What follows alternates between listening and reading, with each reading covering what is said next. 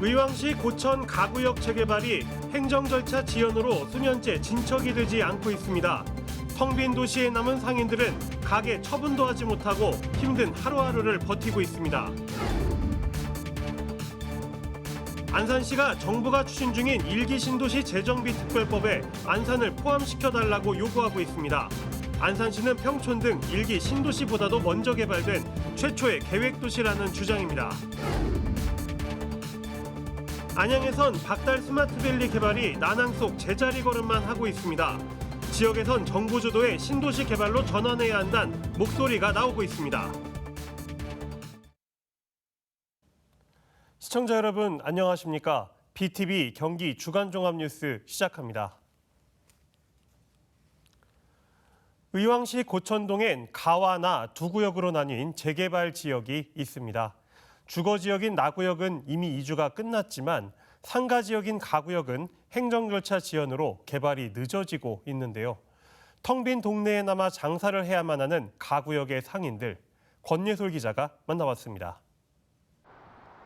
의왕시 고천동 재개발 사업 지구. 지난해 말부터 이주를 시작해 지금은 아파트와 주택 모두 텅 비었습니다. 그런데 어두운 골목 사이를 조금만 빠져나오면 군데군데 영업활동을 이어가는 가게들이 보입니다.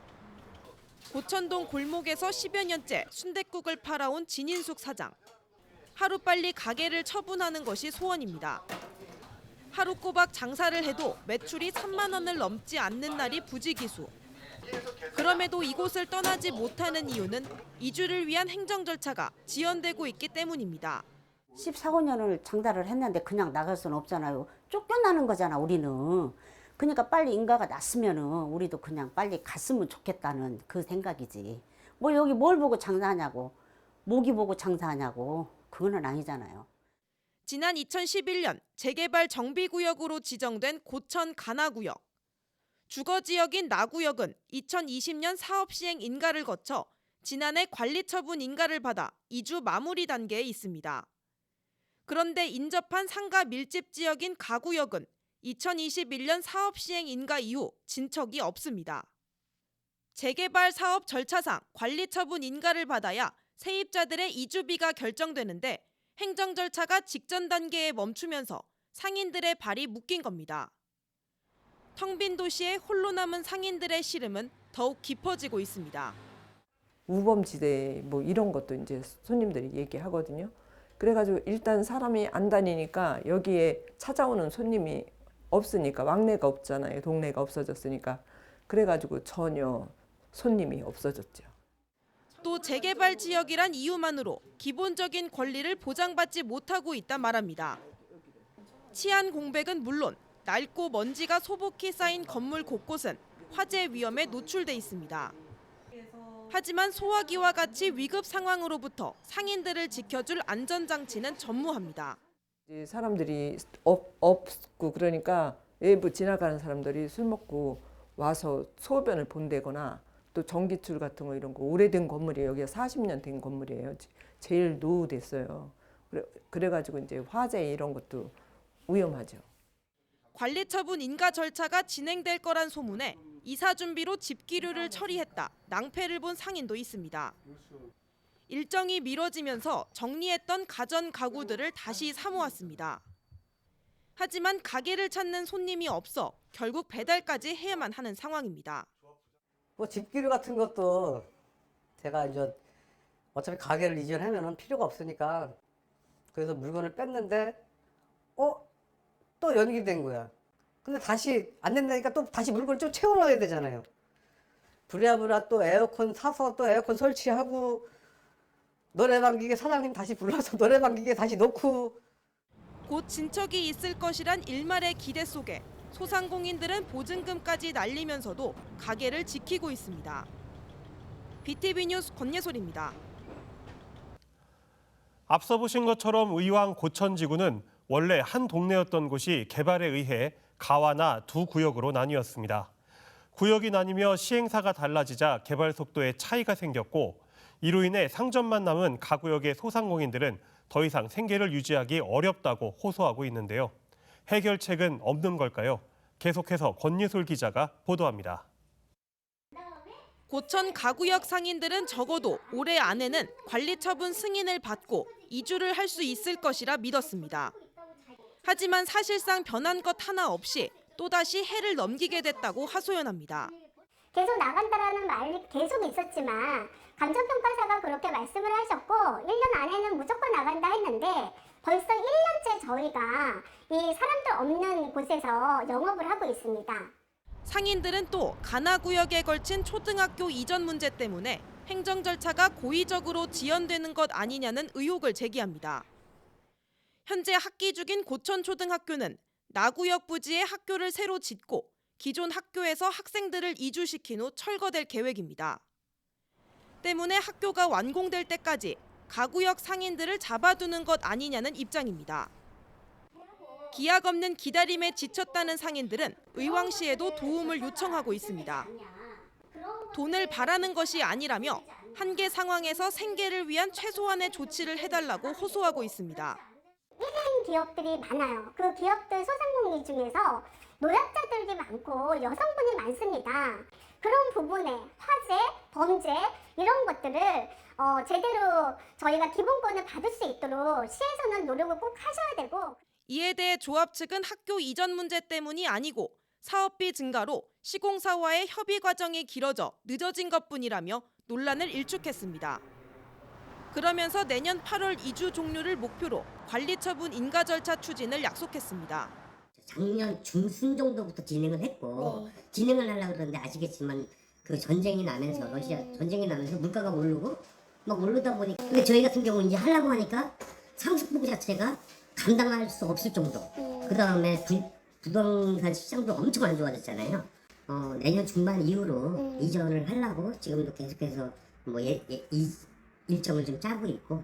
오늘도 고천 가구역 소상공인들은 을씨년스러운 골목 사이에서 내년에는 나아질 거란 희망을 품은 채 영업을 이어가고 있습니다. BTV 뉴스 권예솔입니다. 정부는 1980년대에 조성된 평촌 등 1기 신도시를 특별 정비구역으로 정하고 재건축을 추진하고 있습니다.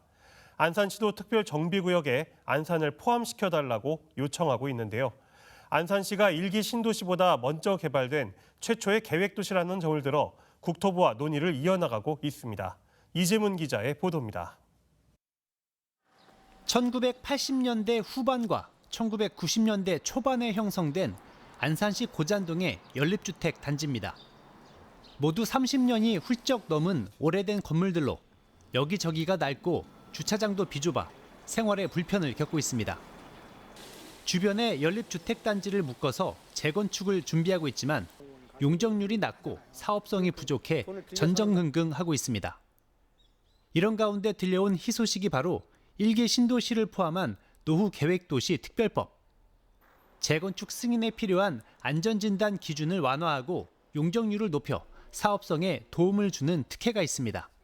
저희가 일반 제가 아파트 단지보단 사업성이 좀 열악한 게 그런 그 용적률 문제거든요. 네, 그 용적률이 아무래도 지금 다 개선이 되니까 그 부분에서는 주민 부담들이 획기적으로 더 줄어들 수 있는 부분도 있습니다. 그러나 안산시가 수혜를 입으려면 한 가지 풀어야 할 숙제가 있습니다.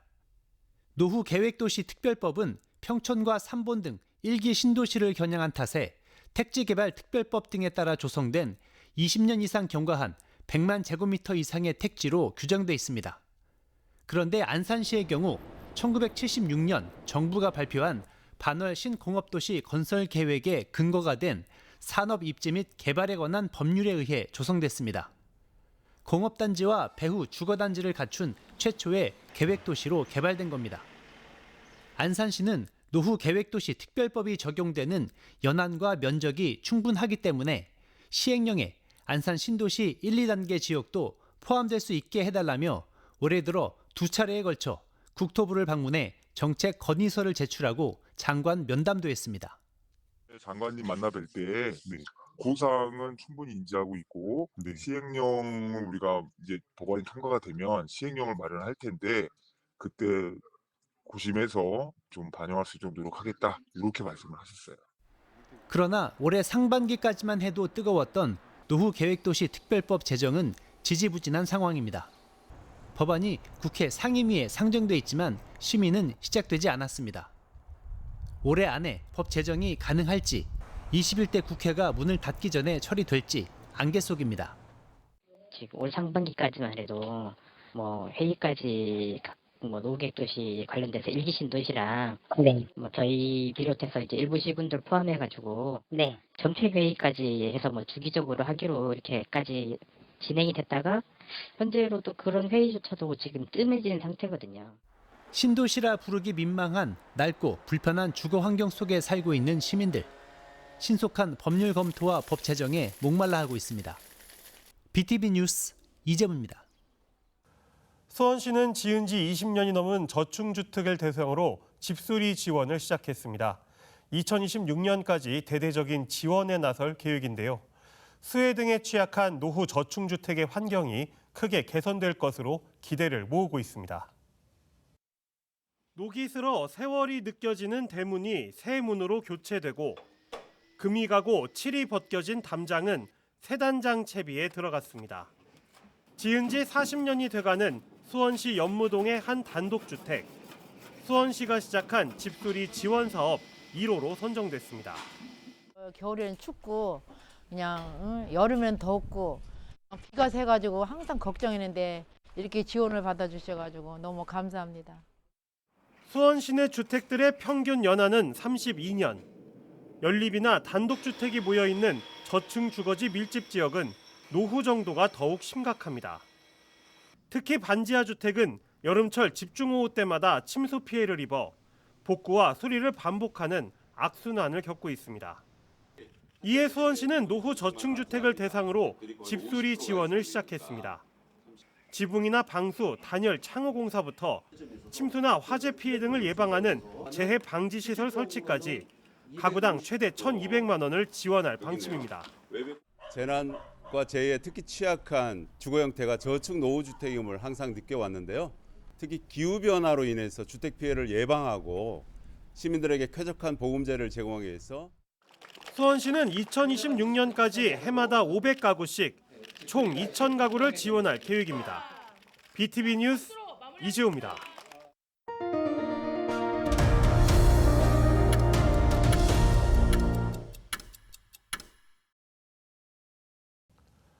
안양시가 추진 중인 박달 스마트밸리 조성 사업이 수년째 제자리 걸음만 하고 있습니다.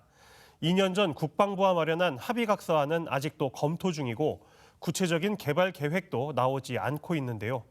문제를 제기하고 있는 안양 지역 국민의힘이 정부 주도의 신도시 조성을 대안으로 제시하고 있는 가운데 전문가도 입장을 같이 했습니다. 이창호 기자의 보도입니다. 안양시 만안구 박달동 일대에 조성하려는 박달 스마트밸리. 지난 2018년 안양시가 국방부에 사업을 제안하면서 시작됐습니다.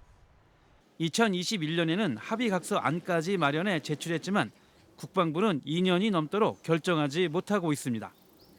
안양 지역 국민의힘은 기획재정부와 국방부 등 정부 부처와의 협의를 이끌어내지 못하는 안양시를 연일 비판하며 정부 주도의 개발을 주장하고 있습니다. 박달 스마트밸리 조성 사업은 문재인 정부의 100대 국정과제 중에 하나였습니다. 그런데도 5년 동안 진행된 것은 거의 없다. 그런데 저거를 민간 사업체가 무슨 수를 한단 말입니까? 말이 안 되는 얘기예요.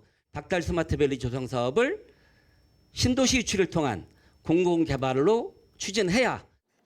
이런 가운데 국민의힘이 박달 스마트밸리를 신도시로 조성하는 방안을 대안으로 제시했습니다.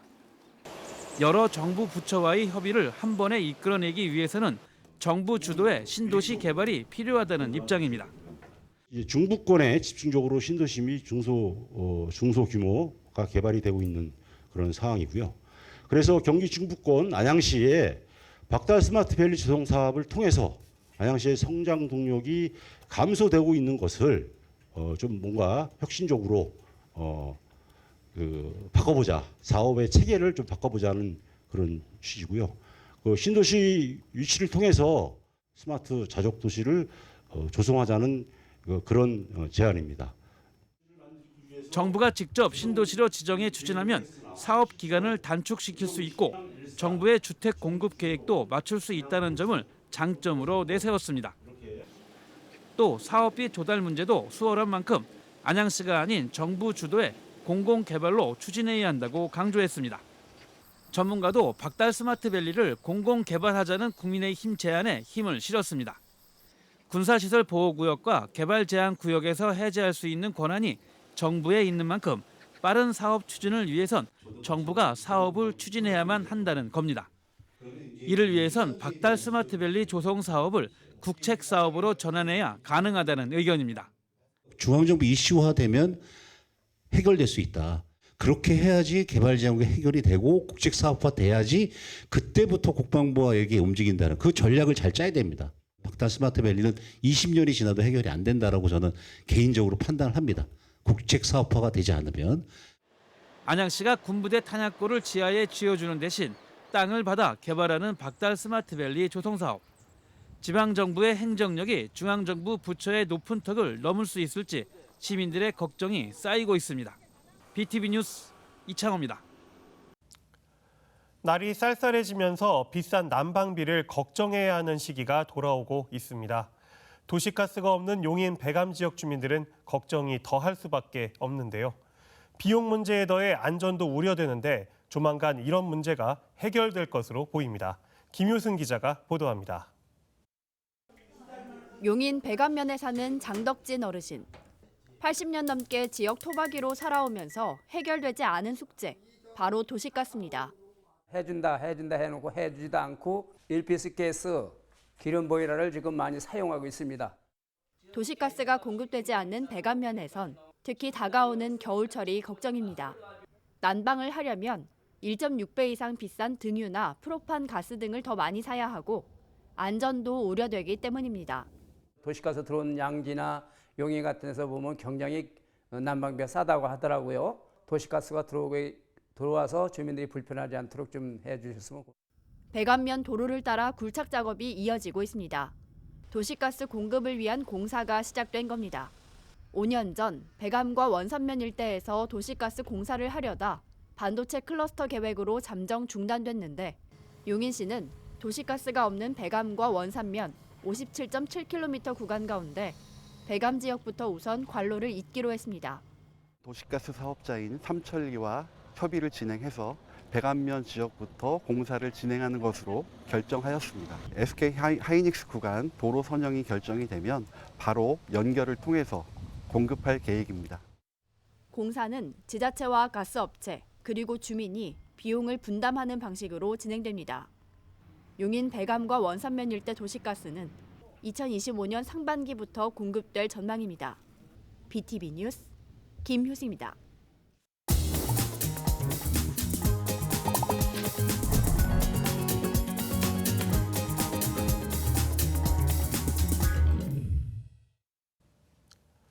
요즘 주목받고 있는 우리 동네 상권을 찾아가 보는 시간입니다. 오늘은 어린이와 외국인의 체험 공간으로 변신하고 있는 평택시 송탄 전통시장에 가봤는데요. 초등학교 수업과 연계한 키즈마켓과 셰프와 함께하는 문화 익스체인지 마켓이 큰 인기를 끌고 있습니다. 주하영 기자가 취재했습니다. 오랜 세월 동안 자연스럽게 형성된 전통시장은 그 지역의 역사성을 담고 있죠. 미군 기지와 가까웠던 평택 송탄 전통시장은 아이들과 외국인을 대상으로 다양한 프로그램을 진행하고 있는데요. 지역의 역사성을 가지고 계절별로 다양한 축제도 준비하고 있다고 합니다. 그러면서 문전 성시도 이루고 있다고 하는데요. 오늘은 송탄 전통시장으로 함께 가보시죠. 아침부터 아이들 목소리가 송탄시장 안을 메웁니다. 장바구니에 다양한 모양을 그려놓는 아이들. 초등학생들의 교실 밖 수업인 이날은 송탄시장에서 열렸습니다. 직접 만든 장바구니를 들고 장보기를 하는 것이 오늘의 과제. 학생들은 벌써부터 기대가 큽니다. 실가 시간에 음식을 만들기 체험을 해서 장을 보고 실가 시간에서 만들기를 했는데 이번에 또 오니까 장바구니를 들고 하니까 뭔가 너무 떨리고 기대되는 거예요. 수업 시간이지만 시장 곳곳에 배치된 퀴즈 부스와 장보기는 아이들에게 재미있는 놀거리입니다. 미션을 찾아서 퀴즈 퀴즈 같은 게 제일 재밌었고 오늘 날도 그 퀴즈가 제일 기대돼요. 송탄시장은 봄, 가을로 키즈 마켓을 열고 장바구니 꾸미기, 시장 보물찾기, 장보기 체험 등을 진행하고 있습니다. 낮에는 학생들이 수업을 위해 전통시장을 찾고 저녁에는 부모와 함께 오면서 시장은 늘 사람들로 북적이는 곳으로 변했습니다. 지역사회 특징을 많이 배우게 되는데 그거를 실제로 학교 밖으로 나와서 체험할 수 있는 기회는 사실 그렇게 많지 않았거든요. 그런데 올해 이런 프로그램을 진행하면서 아이들의 반응도 좋고 또 학부모님들의 만족도도 상당히 높았던 것 같습니다. 외국인 대상 프로그램도 인기입니다. 미군 기지가 팽성으로 이전한 지 6년이 넘었지만 미군을 포함해 외국인들이 자주 찾는다는 것을 시장 활성화에 활용하고 있습니다. 유명 외국인 셰프가 송탄시장에 판매되는 재료를 설명하면서 한국 문화도 자연스럽게 전합니다. 요리 재료에 대해 공부도 하며 외국인들은 즐거운 시간을 갖습니다. 전통시장이 문화 교류의 장으로도 변하고 있는 겁니다. 상인들의 반응도 좋습니다. 그전에는 일일성 행사를 하다 보니까 행사 한 번만 오면 사람이 우르르 하다가 그 다음에 안 되는데 이것을 같이 한 달, 두 달 이렇게 하다 보니까 좀 약간은 신선감이 있다. 그런 소리는 좀 듣고 있습니다. 9월부터 연 송탄 구이축제도 사람들의 발길로 북적입니다. 소나무 숯이 많이 나는 지역인 송탄 지명을 활용해 구이축제를 10월까지 열었습니다. 식탁과 불판, 수저는 기본으로 준비하고 채소를 사면 막걸리 등을 무료나 저렴한 가격에 판매했습니다. 정육뿐 아니라 수산물도 많아 손님들은 송탄시장 이곳저곳을 둘러보며 장을 보고 저렴한 가격에 구이 축제를 즐기고 있습니다. 장날에만 많은 사람이 찾던 송탄시장은 이제 다양한 프로그램과 축제로 손님이 북적이는 명소가 됐습니다.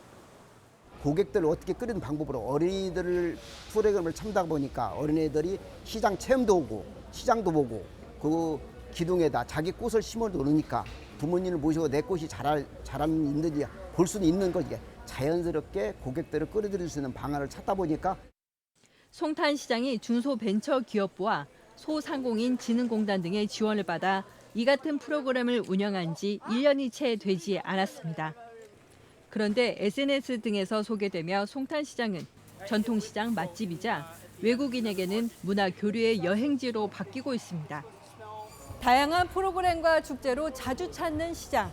지금 전통시장은 손님들이 자주 찾는 시장의 전통을 만들어가고 있습니다.